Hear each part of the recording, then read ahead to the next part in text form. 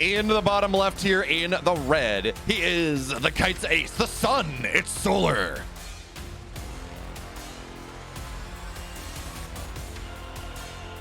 In the upper right, in the blue, the GSL finalist. He has reinvented himself, created himself anew. It's Creator.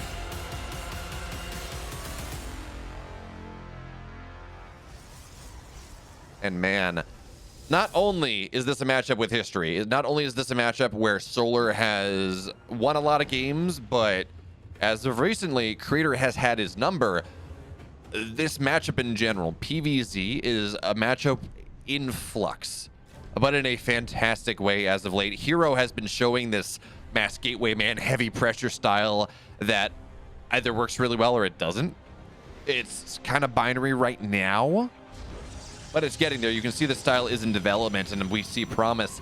And then you have Creator, who he takes a little bit off the gas compared to what Hero does. He's not quite so aggressive with the way he wants to play, but he's much more stable. And in fact, if we look back to the GSL, Creator won 2 maps. He probably should have won, or at least had a very good fighting chance in 2 of the other maps that he lost. So yes, it was a 4-2 in the GSL, and you say, ha, look, Rogue has never been taken to a game 7 in the GSL Grand Finals. But I mean, Creator had a very real shot to win that series. I wish he had, because then it would have been the story of, well, you know, toss Imba all the time. Maybe that's gone a little bit. Or toss, not Imba, toss underpowered. Toss Unba? Is that what we say? Toss Umba? Underbalanced? Anyways, Lings are going to pop out here. Creator scouts that out, but really what he's looking for is the probe, or is the drone to check where the third is, but he's not really going to get that one. Lings are going to be able to kill this eventually. So no, never mind. He saw the drone. He's happy about it. He knows what's up, and he's gonna open with Stargate game 1. Interesting. Not super crazy. I mean, this is not something that bothers me necessarily. Actually, what am I saying? Even then, the Hero style is mostly Stargate play. I have it's a dichotomy that I need to remove, but I have this story in my head about how, oh, Stargate is, you know, Turtle Stargate. That's about it. It's either Adept or Stargate. And that is old meta. That's not how the game works anymore. But anyway, it's in my head, and that's what matters. So we're going to have to see just how many Oracles Creator makes. Hero style, the style that probably is the most exciting, just in terms of how high tempo it is, on how tech switchy it is. It's really cool. You get 3 or 4. But Creator may look for maybe a crisper timing into quicker blink stalkers and go to one or 2. Very much is dependent on his style, and I have seen or looked deeply at less of Creator's games than I have of, say, Heroes. So first Oracle out on the map right now. Second one on the way. Second one is kind of a given.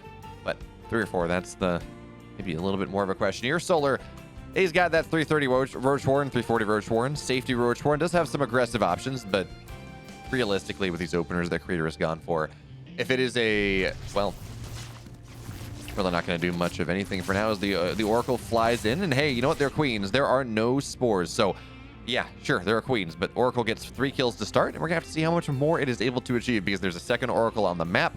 Third one on the way. That's exciting. That makes me a little bit giddy inside, because when you have the map control of the Oracles, Protoss can do some rather interesting things, some rather dynamic things indeed.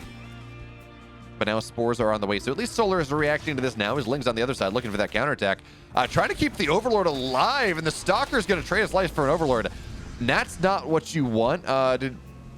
Oh, that's a big stasis trap, though. I think the Oracle died, maybe, but Adept's in the third base. Creator is just swarming here in this early game. Yeah, he's doing the new thing. So we're going to see 4 more workers go down there. Adept's now into the natural. They still have one-shot potential. Solar's taking so much damage in this early game, and he only has Lings to defend. Yeah, he's got a Roach Warren, but he is not building anything from it. Yes, 2 Adepts will go down. Looks like actually all the Adepts will go down, but at the end of the day, that was 10 workers for the price of a single Oracle. And as we're on 2 Oracles, third one on the way, I don't really see where they are right now. The Ling run by, the Ling counterattack, it's not going to stop this. Oracles kill Lings pretty damn fast. So these Lings will, what? Put a little damage on the shields of an Adept that's not really finding any value. So Solar, he took 10 workers for 4 Adepts, and he also had his main mining for, or not mining for a damn long time. and lost 4 more workers there for the price of a single Oracle. So Creator finds himself in a wonderful position in this game. Twilight going down behind additional gateways. Most likely this is going to be for +1 blink. That is the way these builds seem to be going for now, and that's something that Creator is very good at. In fact, he was doing this ground toss style even before the buffs and the nerfs, even before the most recent patch. He thought it was good. And it was. He was winning games. That was how he beat Solar, that series, that 3-0 over Solar in the GSL Super Tournament.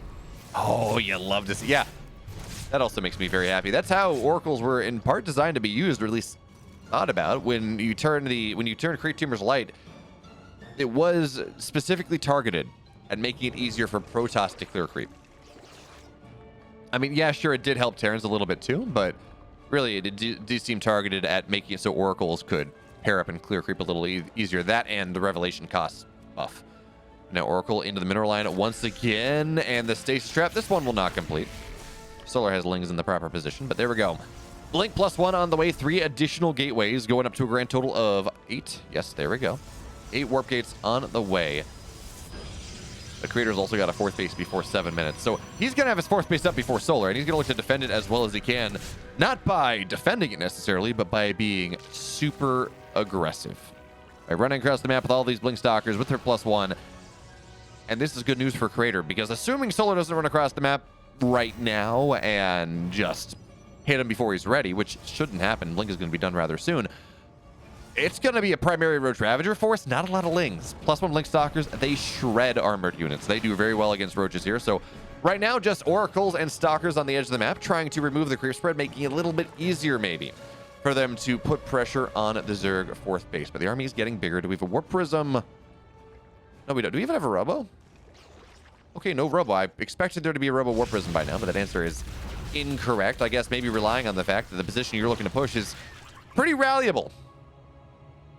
Pretty rallyable from where your 3rd base is. But make no mistake about it, this is a pressure build, folks. It is only 4 gases.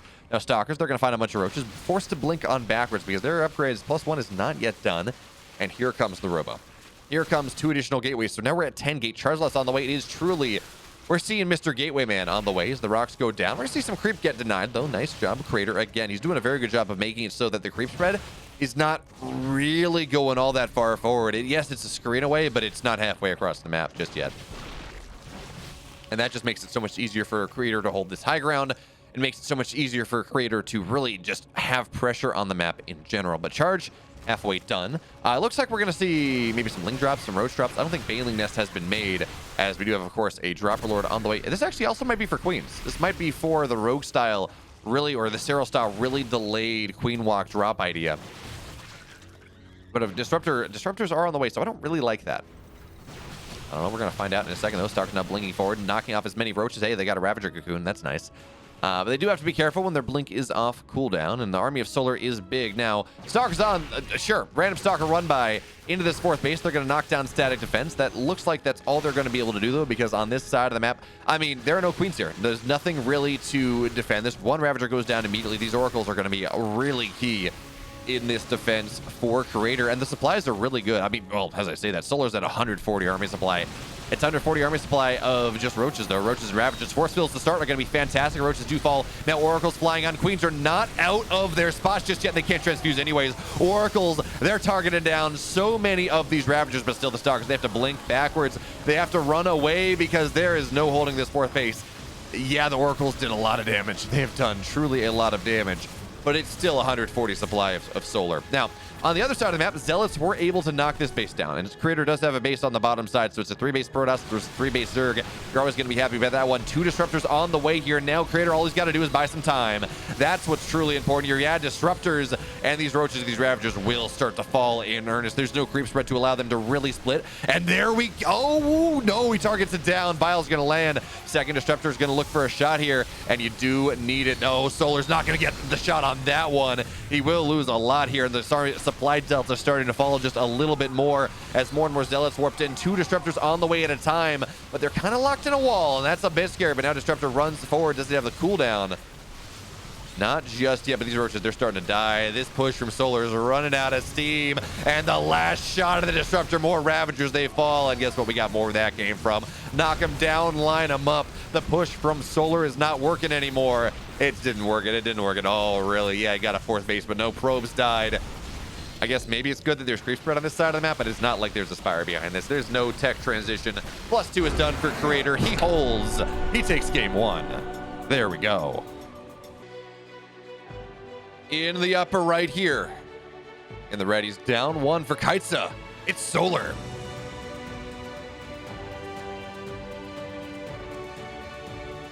In the bottom left, his opponent, Ascendant, playing this new style of Protoss. It's Creator.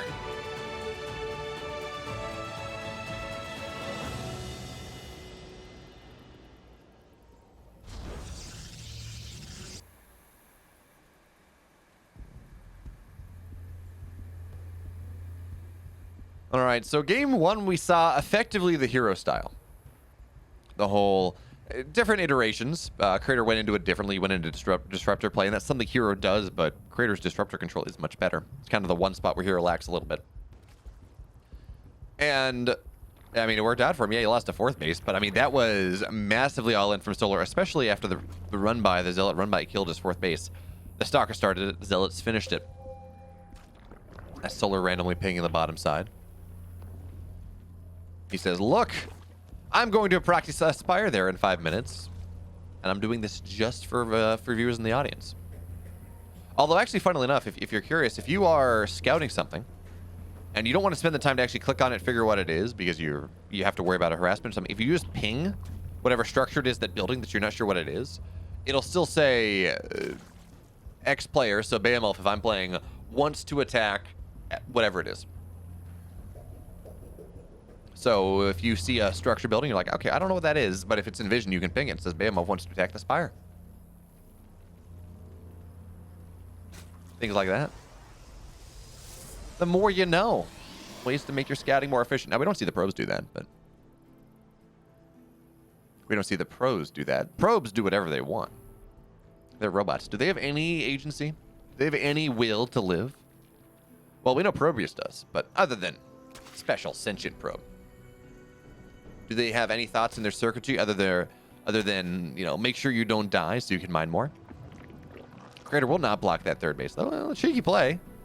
Trying to play Ring Around the Rosie, unsuccessful, but he's going to be able to get out of it, and Stargate on the way once again. I have no idea what Dirk Gently's is.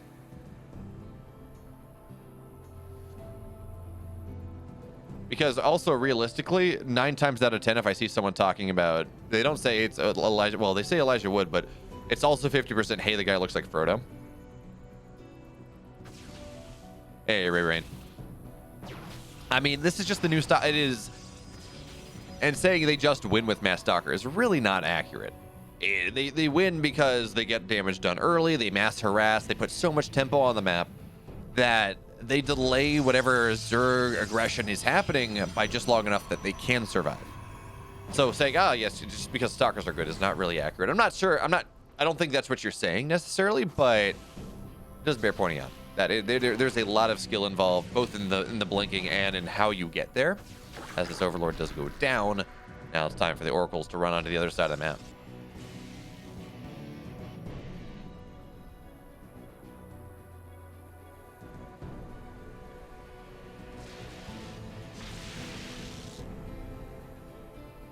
How much damage does this one get done? Now, there's going to be nothing. Ooh, not getting the creep tumor, but free drone, free drone, free drone. Nope, no. Ooh. Fancy man, it's a little bit fancy man there. He's going to get the extractor at the last second. I thought that drone was dead, but apparently not. And there we go. Mining at the 3rd base, 3 queens there. Second Oracle on, third Oracle on the way. As Creator takes his 2nd and our 3rd and 4th gas, so... there, at least we know he's going to go to the mid game a little bit more. But folks, this is the exact same thing he did in game 1 that killed 10 workers and denied mining in the main for quite a while. You send 4 adepts into the natural, you fly oracles, 2 of them into the main base because you got to have the 3rd one defending your 3rd, and you just try to get oodles and oodles of damage. Now, Solar's not ready in game 1. He's going to be ready in game 2. That's a big question here. Oracles fly in. One, no, does not go down. Oracle going to find a little bit more adepts in the natural. They're just running home. They're not going to do anything. They say, ah, yeah, Solar's ready for this. That's fine. So at the end of the day, Solar loses also an Overlord, but he loses 3 workers. Not really the end of the world. Laminar SC2, thank you so much for the raid. Hope you had a good stream. I appreciate it. This is the Creator Solar Game 2 in the round of 8. ESL Open Cup North America number 122. And Creator had a pretty fantastic hold in Game 1. But now here we go. Creator Blink Stalker +1 on the way. 3 additional gateways. I mean, you know the build. But Solar is in a much better position this game because instead of losing 10 workers and not mining in his main base for 35 seconds and... yeah, that's about that. That's about the damage that happened. And losing his 4th base eventually. He is able to now... well, only lose 3 workers. And, I mean, a couple overlords. That's fine. So in Stasis Trap. Oh, well, you know what? He's still going to be denied mining from half his mineral line. He's still going to be denied that in the natural. And he gets more. Yeah, okay, sure. Creator finds his damage anyways. That shouldn't happen. It feels like it shouldn't. But the funny thing, you hear people talk about Brood War, and they talk about how, well, you know, there's kind of an inbuilt comeback mechanic and that you can only select 16 units at a time. Well, StarCraft has a similar one, specifically when dealing with harass, where, again, just the more you expand, the harder it is to defend everywhere. And that is kind of a limiting factor for Zergs, where, you know, when they take bases faster than anyone else. So that does mean that theoretically that Stasis Trap gets nothing, Oracle falls. But that does theoretically mean that they are more susceptible to mid-late game harass because they have to defend, say, 7 bases instead of 4. But also, I mean, pros are good enough at this point that it's not really a thing. Stalker's running out on the map, though, and we're going to see significant pressure here coming in from Creator as Solar is building his mutas right now. So it's going to be a base trade. There is no ifs, ands, and buts about it. Stalkers cannot win this fight, or excuse me, mutas cannot win this fight necessarily. But Stalkers also cannot really respond to things as well. So Stalker, now this 4th base is dead. There's really nothing we can say about that one. And Creator realizes that Solar's given this one up. He's given up the Ghost here. He sees the mutas as well. So now he knows what is up. And he knows the skies that mutas are going to try to take this fight anyway. Stalkers blink backwards. Lings are trying to do what they can. He needs more Stalkers. He needs +1, and he has it right now. So mutas are going to be targeted down here. Queen's falling as well. Lings, the Oracles, they just need to kill them because Lings are the mitigating factor here. If the Lings kill the Stalkers, the mutas, they're able to have a field day. The question is whether it's a field night here because the 4th base again under fire. This one will finally go down. Solar's going to maybe try to take a fight with the Broodlings, but that is not going to be the case. Stalker's really not going to lose all that much. More mutas are on the way, but again, more Stalkers are on the way. And there's a gateway here too, so it's a nice reinforcement point that you can't be punished as easily as a Warp Prism with Stalkers or with mutas. So mutas, one will go down. More and more Zealots are showing up. We need to see Zealots. We need to see Zealots get warped in here to really deal with the Lings at the front line. Stalkers again getting forced back. Solar's trying to take this fight desperately, but he's run out of Lings once again. Stalkers, they blink forward. Mutas, they continue to fall, but not too many. Not just yet. Because there are still more Lings on the way. That's what Solar needs. He's got a run by showing up, but there is static defense here in the 3rd base. And I'm somewhat surprised to not see charge, but I guess if you know the big thing is mutas, it's not really that big of a deal. But more Stalkers, they warp in. How many Lings are we at? 19 Lings. That is not enough. Lings looking for this run by. We're going to have to see a warp in at home probably. But this army from Creator is terrifying. And realistically, he can probably just blink and kill. We're going to have to see whether that's what he does, though. Now Queens are coming under a threat. 19 Lings are not enough to really put the pressure on here. So mutas, they're just getting targeted down, snapped down individually. The muta play is just not working. Creator hit the timing when mutas were popping out. He was able to start momentum before the mutas were really able to hit critical mass before that base trade happened. It looks like the run by got into the natural, but also looks like Creator is dealing with it for the most part. Mutas continuing to fall here. Yeah, they have +1, but so do the Stalkers, and there are far more of them than there are of the mutas. Now Stalkers blink back because more Lings do arrive, and that is something. But we're looking at 28 Stalkers, 31 Stalkers to 11 mutas. And again, every time the Lings show up, Stalkers blink backwards. They say run away from the Lings for a second, and now the Lings are of low enough mass. The Stalkers start to kill the mutas. That's terrifying. It's a 3-base Zerg, by the way. He's gonna run out of gas. This is not cheap for Solar whatsoever. So the mutas, they continue to fall. Solar, it just looks like he is dead in the water. Maybe he kills, in fairness, that's a lot of low Stalkers. But now the Mutas, they are truly dead here. It is on the Lings at this point. The Lings are just not coming in fast enough, especially they don't have upgrades. It's +0 Lings, +1 Stalkers, +1 Ground Toss. Crater, he takes game number 2, and that is a 2-0 for the GSL finalist.